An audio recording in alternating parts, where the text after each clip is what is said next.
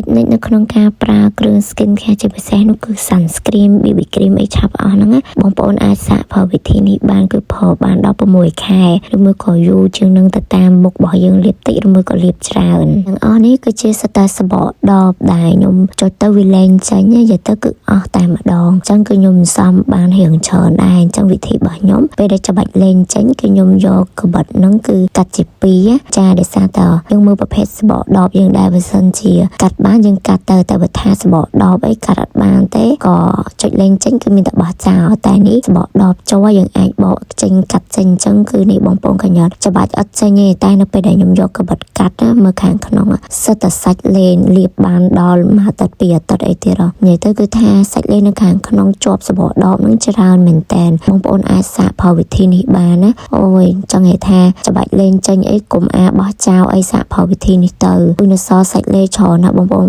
ពេលដែលខ្ញុំឃើញចឹងអូយស្ដាយមែនតែនអញ្ចឹងបើសិនជាយើងយកបោះចោលសាកសម័យមើលអូយលុយនៅក្នុងហ្នឹងអញ្ចឹងឲ្យជាទូទៅនៅពេលណាដែលខ្ញុំច្បាច់ BB cream ឬមួយដល់ sunscreen អីវាលែងចេញអញ្ចឹងណាគឺខ្ញុំអត់បោះចោលតែគឺខ្ញុំទុកម្ដុំនៅពេលណាដែលខ្ញុំត្រូវការលាបគឺចាប់ផ្ដើមកាត់ជា2យកមកលាបតែម្ដងឃើញឯបងប្អូនដូចវីយ៉ាងអីអញ្ចឹងច្បាច់លែងចេញអញ្ចឹងតែពេលណាដែលយើងយកមកកាត់អញ្ចឹងឃើញសាច់លុយឡើងពេញនឹងតែម្ដងហើយលាបបានយូរណាបងប្អូនកញ្ញាសាច់លុយវានៅខាងក្នុងនឹងឡើងសិតតែទឹកហ្មងណាហើយវិធីសាស្ត្រមួយនេះធ្វើឲ្យខ្ញុំចំណេញថវិកាហើយលាប skin care បានយូរទៀតជាទូទៅខ្ញុំលាបច្រើនដូចតែគេដូចតែឯងដែរនឹងតែដោយសារតើពេលខ្ញុំប្រើវិធីនេះទៅលាបបានយូរទៀតពេលច្រើនក៏ខ្ញុំប្រើបានដល់ទៅ6ខែអីយូរមែនតែនហើយផលិតផលខ្ញុំមួយប្រើរយៈពេលយូរប៉ុន្តែក៏អាសាមើល delay ដែរបើសិនជាយើងសាច់លេនៅមានតែ delay ហួសក៏ត្រូវបោះចោលដែរនឹងលាបអត់បានទេ